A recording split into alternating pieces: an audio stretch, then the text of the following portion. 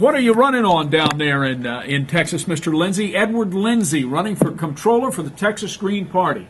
And you've got to be, I don't get any more emails from anybody other than you. You send me the most emails. Well, I appreciate that because I'm willing to talk to anybody who's willing to listen. What's your, now your political background? You've done a little politicking over the years, I believe, and you've done some teaching. Yes, sir, I have.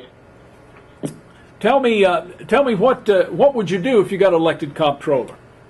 Well, number one, I'd clean up that office.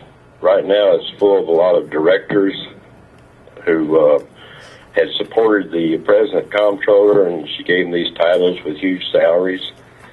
I would hire CPAs and attorneys who are familiar with ad valorem and occupational taxes, the state constitution, and computers to make sure that the taxes collected go for their intended purposes. Now, what's a comptroller in Texas? I'm sorry, Ed, go ahead. I didn't mean to interrupt you.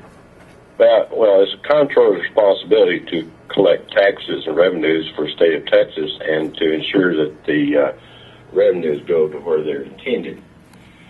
Now, the present comptroller is supposed to advise the legislature about their proposed budget, and apparently she didn't do this because I talked to a number of legislators in Austin, and they tell me that they never heard a word that their proposed budget is going to run about $18 billion in deficit. The state constitution does not allow for deficit budgets. So I feel like she's been negligent in that area. Another thing, she botched an energy savings grant program. There's a lot of problems with the way she handled it. There are at least 18 other states that had better ways of doing it. This is a program whereby the federal government gave grants to states, and the states could give this money to people wanting to buy energy savings appliances. Now, after all was said and done, about 18% of that grant money was not used. Instead of giving Texans an opportunity for a second chance to buy needed appliances, she put this money in the general fund. There's a lot of little things that's been going on down there. She's a career politician with $3 million in her pocket. I do not believe in career politicians. I think there will be two-term limits, and I don't think people should retire at the expense of taxpayers. Now, before I was going, you hadn't asked me about my qualifications for the office. Are you still interested? Yes, sir. Yes, sir. Go right ahead. Okay, I've been an associate professor of technical mathematics.